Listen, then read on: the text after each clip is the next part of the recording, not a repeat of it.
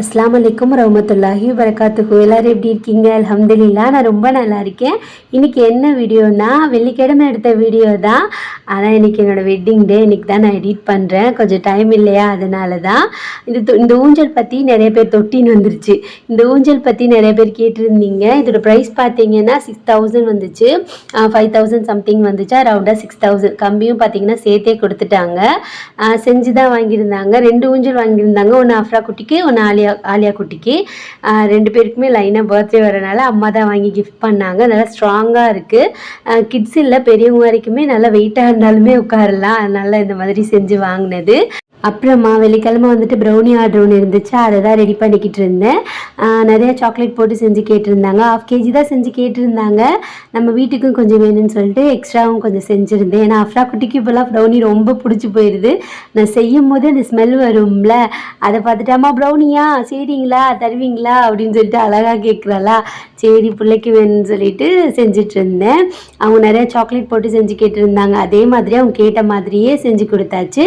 யாருக்காவது ப்ரௌனி வேணும்னா கண்டிப்பாக காண்டாக்ட் பண்ணுங்கள். வீட்லேயும் கோதுமை மாவுலேயும் பார்த்தீங்கன்னா நான் செஞ்சு கொடுக்குறேன்.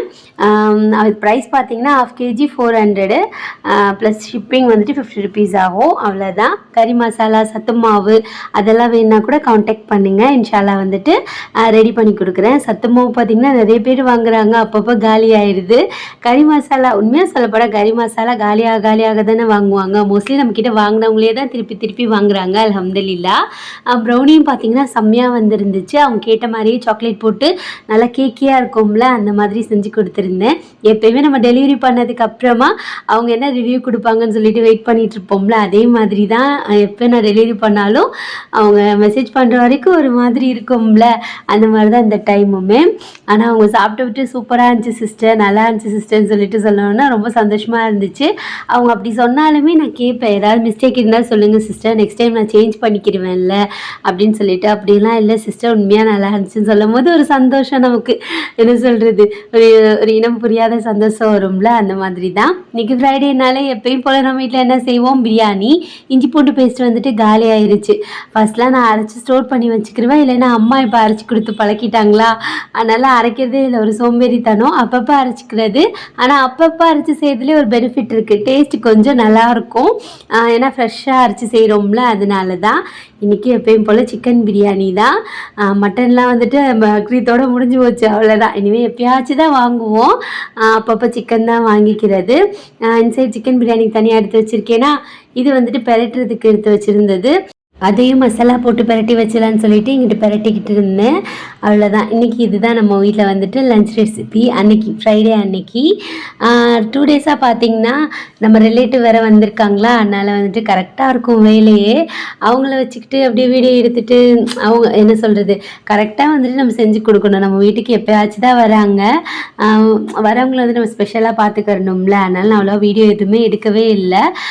இன்றைக்கி வெட்டிங் டே. இன்றைக்குமே நான் காலையிலேருந்து எந்த வீடியோவும் எடுக்கல. அப்படின்னாத்தா வந்துட்டு எப்பயும் போல் வேலைக்கு போயிட்டாங்க. அன்றைக்கி லீவ் போடுறதா தான் பிளான் இருந்துச்சு.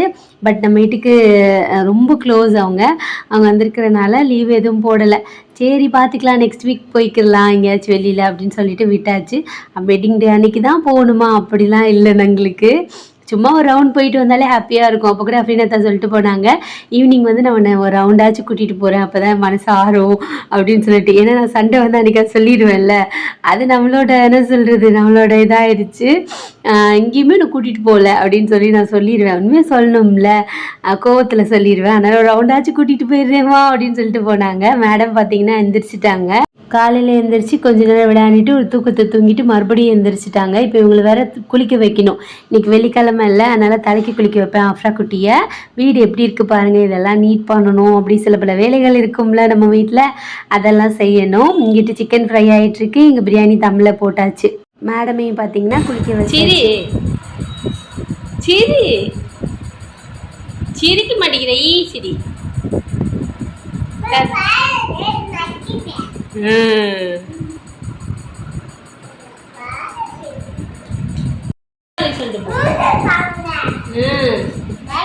யார் வாங்கி கொடுத்தா? Happy birthday to you. யார் வாங்கி கொடுத்தா ஹாப்பி பர்த்டே டு யூக்கு? யார் வாங்கி கொடுத்தா? உனக்கு தான். யார் வாங்கி கொடுத்தா? யார் வாங்கி கொடுத்தா? கசாம அம்மா. யார் வாங்கி கொடுத்தா தங்கம்? எதுக்கு வாங்கி கொடுத்தாங்க? Happy birthday to you Afra குட்டிக்கு. நம்ம மாமா வாங்கி கொடுத்தாங்க. யார் வாங்கி கொடுத்தா? யார் யாருக்கு? உனக்கும் அஃபீன் அக்காக்கும். சரி போங்க தொழுதுட்டு வாங்க. அதில் வேறு ஒரு ஃப்ரில்லு விட்டுருச்சு பாருங்க. சரி அத்தா கூட போய் தொழுதுட்டு. ஆ எப்படி தொழுவ? ஆ சரி தொழுதுட்டு வாங்க போங்க. வாங்கத்தா கூப்பிடு. இது யாருக்கு இந்த ஊஞ்சல்? அஃப்ரா குட்டிக்கும் அஃபீன் அக்காக்கும். நல்லா துவா கேட்கணும் ஓகேவா? ஆ போ. அஸ்ஸலாமு அலைக்கும். சலாம் சொல்லிட்டு போ. நல்லா தான் போட்டிருக்கேன். அழகா போட்டிருக்கேன் அம்மா. அது கீழே அந்த ஃப்ரில்லு வந்துருச்சு. பரவாயில்ல. அந்த ட்ரெஸ் அழகா இருக்கு. ஃப்ரில்லு வந்துருச்சுன்னு சொல்கிறேன் நான். அவளே திருப்பி சொல்கிறாப்பா. சரி பார்த்து போம்மா. பார்த்து போ. சீக்கிரம் வாங்கத்தான் சொல்லு. தொழுவ டைம் ஆச்சு. எல்லாம் அடிப்பாங்க சொல்லு. சீக்கிரம் வாங்க. ஆ தொழுகணும் அப்படின்னா என்ன? சரி கேளு. மொட்டை போடவா? வேணாம். சீக்கிரம் வாங்கத்தான் சொல்லு. அப்புறமா தலசி விழா சொல்லு. அஸ்ஸலாமு அலைக்கும்.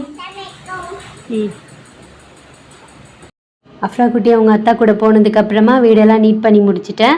ஹாலை நீட் பண்ணிவிட்டு துணியெல்லாம் காய போட்டுட்டு எங்கிட்ட ரூம் இருக்கும்ல அதையும் பெட் கவரெல்லாம் நீட் பண்ணி விட்டாச்சு. இனிமேல் வந்துட்டு நான் குளிச்சுட்டு நமாஸ் படிக்கணும். இந்த மாதிரி குட்டி குட்டியான வேலை இருக்கும்ல அதெல்லாம் பண்ணணும்.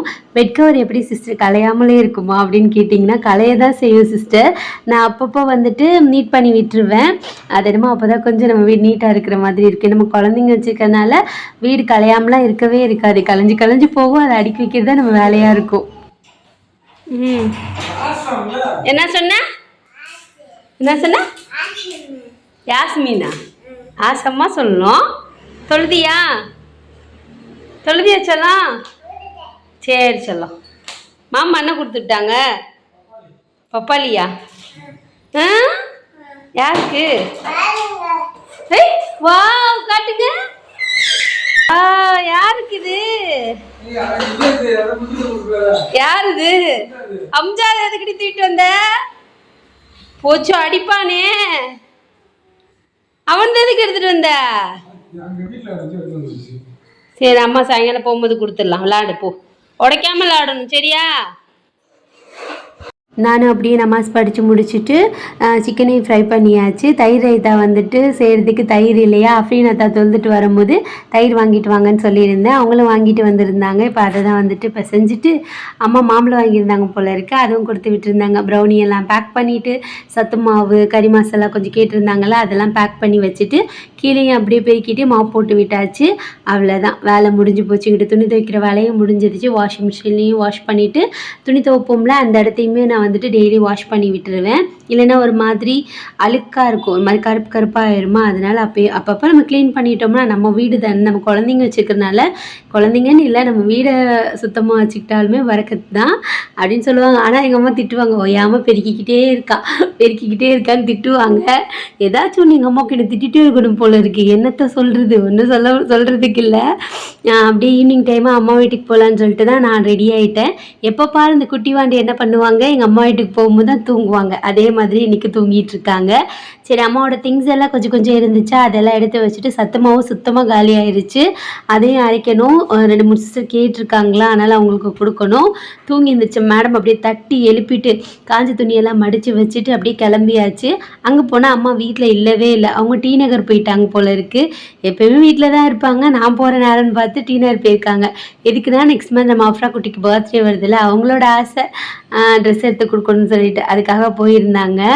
நான் அப்படியே சரி நம்ம தங்கச்சியும் பார்த்து ரொம்ப நாள் ஆச்சா. தங்கச்சி பையனுக்கும் சுனத் கல்யாணம் பண்ணதுலேருந்து பார்க்கவே இல்லை. அதனால் போய் பார்த்துட்டு வந்துடுவோம் அவரையும் சொல்லிட்டு தான் கிளம்பிட்டேன். அங்கே போய் பார்த்தா அஃப்ரா குட்டி என்னென்ன பண்ணுறா பாருங்களேன். ரொம்ப க்யூட்டாக இருந்துச்சு. தாராள பாடு தம்பிக்கு ரயான் தூங்கு சொல்லு.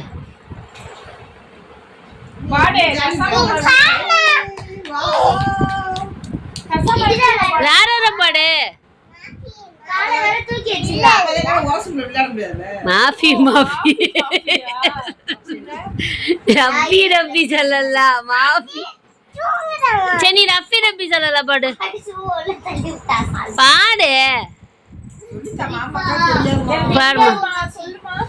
பாடு ஏய் ஃபேன்லாம் அடிக்காதுமா பிள்ளை எவ்வளவு கவனமா இருக்கு பாத்துக்கோங்க ரப்பி ரப்பி ஜல்லல போடு ஹஸ்பி ரப்பி ஹஸ்பி ரப்பி சொல்லு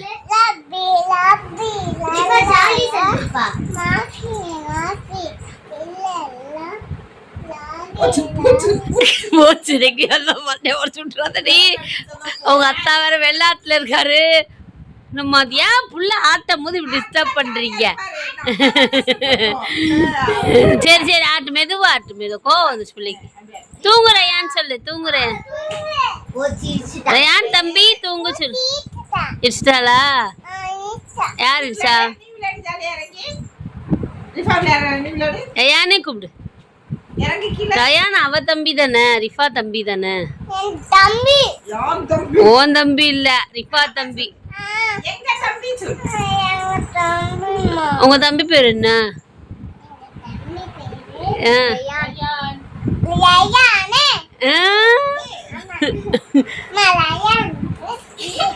ராணியா ரயான வீடு எடுக்குவா எடுப்போம்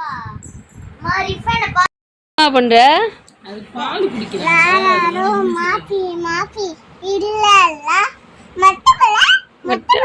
மொட்டை போட்டுருக்கோடி ஆமாடி இவங்க தட்டி விடுறாங்க அக்கா அதெல்லாம் தொடக்கூடாது பாப்பாக்கு வலிக்கும் உப்பா அழுகா தங்கம் சொல்லு அம்மா அழுகுறம்மா அழுகா சொல்லுமா தங்கம் தங்கம் அழுகா தங்கம் சொல்லுமா கால் அமுக்கி விடுவாமா இதெல்லாம் எங்க இருந்து கத்துக்கிறா அழுகா தங்கம் சொல்லு அக்கா இருக்கே சொல்லு அழுகுறாமா சரியா போயிரும் சொல்லு ஒன்றும் இல்லை சரிம்மா கொடுக்குறேங்கம்மா இன்னொன்னு சொல்லு சொரம் அடிக்குதாண்டி வந்து கொடுக்கேண்டி சொல்றாளம்மா அவ தாண்டி அக்கா ஒரிஜினல் அக்கா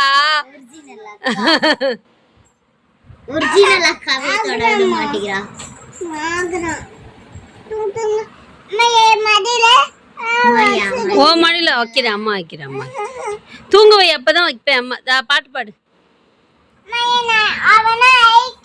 ஏண்டி அடிக்கிற தம்பி அடிக்காதடி சொல்லுமா அழுக கூடாது சரி ரிஃபா அடிக்காத சொல்லு ரிஃபாம்மா அப்படி அடிக்கிறாளம்மா அடிக்காத சொல்லு நம்ம தம்பி சர்க்கஸ் பண்றா அவ நம்ம எடுத்துட்டு போயிருமா தம்பிய அத்தா கிட்ட கொடுத்துருவோம் வீர அத்தாட்ட இவ நானாவா